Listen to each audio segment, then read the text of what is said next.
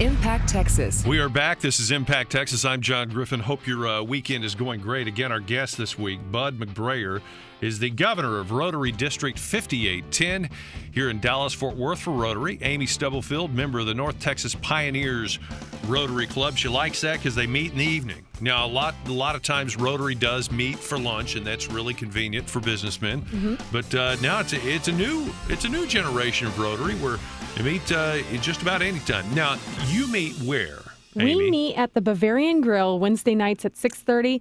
And most of us have a beer in our hand. That's right. You have a beer, maybe have some food. You get together for not only fellowship, not only fun, not only networking, but planning whatever event you might have. Now, if somebody listening right now, we heard Bud talking about all these different events, and they're involved worldwide, they're involved globally. It sounds like a big piece to take a bite out of, and it's just going to involve all my time.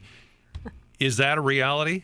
Not at all. Yeah. You know, what I like is you can go be on a committee for an event that you want to be on the committee for. Not everybody has the same passions. We all have different passions. Different people have passions for the local events. Some have more passion for the international events.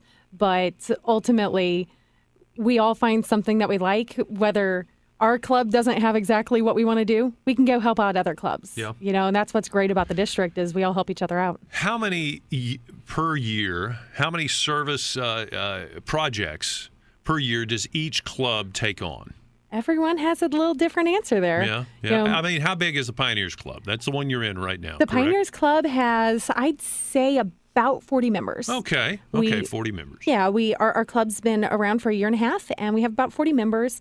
We do 4 service projects a year, so one a quarter. Yeah. We participate in district ones. You know, and once again, if you have the passion for that event, you go and help out with that event. And then we are doing one major fundraiser a year, which, once again, all of that money then goes to local charities. Now, you said the adoption fair, you really like that one. That's my favorite. That's a district event. It's all of the clubs in the district. They have the opportunity to come and help out if they want. We partner with the CPS, and CPS brings in kids from age 7 to 15. It's really the harder ages to adopt. You want to see them in natural settings. Bring those kids in. Then CPS also brings in prospective parents wanting to adopt, and the different clubs put different booths around at different rec centers, and you do a booth, and just seeing those kids have fun while they're there, and then seeing the prospective parents start pointing out different ones, it'll make anybody cry, but give you the biggest smile on your face. So, and of course, you just adopted a little baby. I did. And so I did. You got a heart for that. Yeah. Well, my husband and I said we would adopt an older child. After I went to it last year, I called him. You know, I'm 32, and I called him and said, "Can I have a 15-year-old?" He said no for last year. We didn't have enough time to plan that, and he thought true. 15 might be a little old for us. But we agreed 1 year that's how we were gonna raise a family, was by adopting kids through this. Sure, you can't go to it and not want to take the kids home and just give them a home. It's such a warm feeling. Now, between now and Christmas, you obviously have a service project or two to complete. What's one coming up that somebody could still join, for instance, your local club and be a part of? Well, talk about the timing of this radio spot here. My club's major fundraiser, which a lot of the money is going to support Boys and Girls Clubs and different other local charities.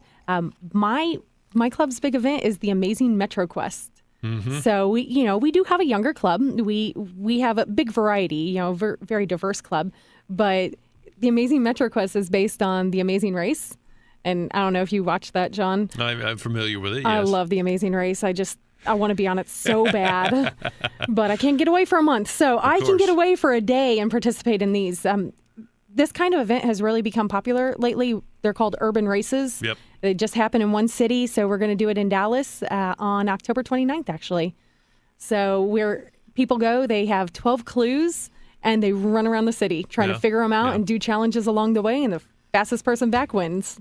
Well, that sounds fun. If somebody wanted more information on that, what's the easiest way to find out? They should go to amazingmetroquest.com. And of course, this is another fundraiser in which you're raising money and having fun and being a part of the community. Yep. And of course, the money goes right back into the community. Yep. There's not one person getting paid to do this. It all goes back to the community, and we're all going to have a great, great time. Bud McBrayer has been around Rotary for quite some time. Bud, take us back. What year and what drew you to Rotary? I think I was with Paul Harris back in 1905. No, you weren't. No, you weren't. Not quite that long ago.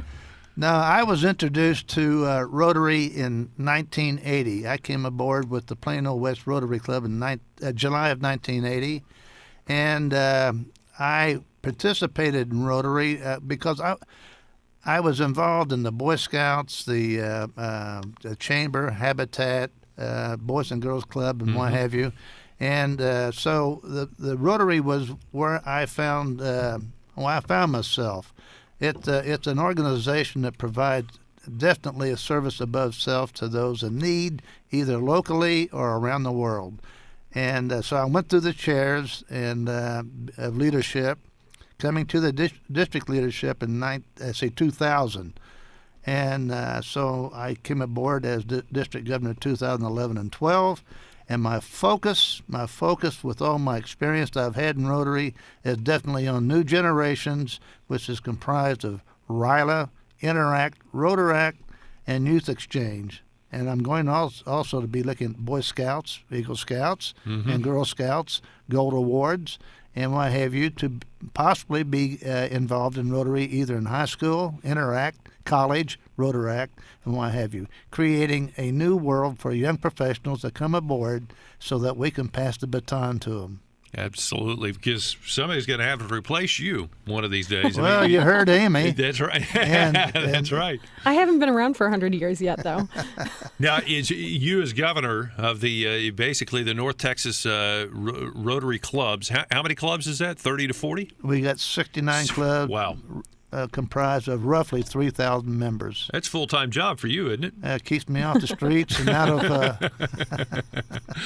whatever. That's right. That's right. But you get to go to meetings just about every night you want. So I know that's tough. I'm required to visit all the clubs, and I just finished my visitation schedule yesterday, visiting 69 clubs throughout the district. And I tell you, I'm very pleased. I'm very pleased at meeting the members, the leadership of all the clubs. And I want to say my hat's off to my wife, Peg, who attended each one of the visitations with me. Really? Oh, yes, and she's a member of the North Texas Pioneer Club. She's in my club, and we're amazed to see her every Wednesday night when she goes to so many other clubs every single week. She still comes back to meet with all of us every single Wednesday night. Celebrating your 31st year in Rotary, based out of Plano. Take us back the last 31 years. What's that one event that really sticks out in your mind that just made a huge impact? Well, one thing I want to say is it's 31 years of perfect attendance. I've made up at all the Rotary clubs around the world in my travels with the company I used to be with. I retired from. But the one thing that stands out in my mind is when I was in charge of this fundraiser. It was fantastic. Anyway, what we did, we got all the clubs in the community to participate, and we raised the money to build a children's medical clinic.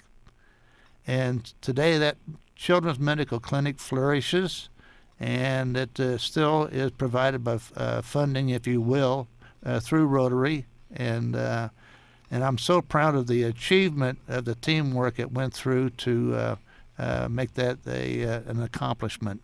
It was a fantastic endeavor. All right. Final minute here in today's interview and our focus on Rotary.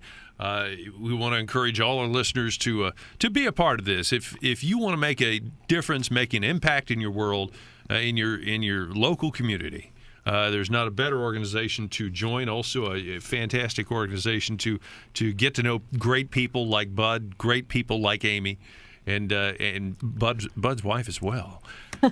How could they do that? Number one. Number two, are there dues? And number three, where would they go? Do they need to hit a website?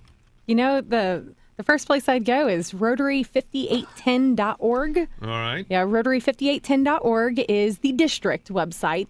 Rotary.org is international, but our district one, you can find out about different events and different clubs to visit. And, there are dues. Every single club has a different due structure. Mm-hmm. Some have their lunches or breakfast included in it. Some don't. So, I would suggest to people to go visit a few, see which one they fit in the best, see which one works with their schedule. But there's so many, and everyone is doing stuff for their community. You might want to find which one actually has the events that you want to participate in, so you can help out with those events. And ultimately, it's just everyone has different strengths, and everyone is a fantastic club. Way to go, Amy. That's definitely the voice of the future. She took the words right out of my mouth. She's right. There's a Rotary Club or Rotary Clubs in every community in here in North Texas. And every club has got its own persona, and so that I encouraged everybody to at least go as a guest and feel where their comfort zone is, and I can assure you there's a club that will fit their personality that they want to be a part of and help with the community to grow, okay? And so you're welcome to come aboard and tell them that Bud sent you. Rotary, service above self. Bud and Amy, we thank you for joining us here today. Thank you, John. On Impact Texas. Thank you so much for having us. Thank you, and go Rotary. That's right. Go Rangers. Go Cardinals. That's a show for the week. If you have any questions or comments, feel free to phone us.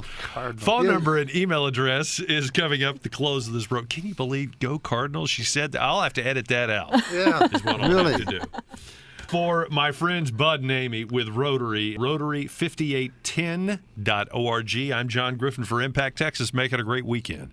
We will talk again next weekend. This has been Impact Texas, a public affairs radio production for Cumulus Radio Dallas-Fort Worth. Got a high-impact interview idea? We want to share your story. Contact John Griffin at 214-525-2505. That's 214-525-2505. Or email jon.griffin@cumulus.com. Impact Texas. Weekends at the same time from Cumulus Radio Dallas-Fort Worth.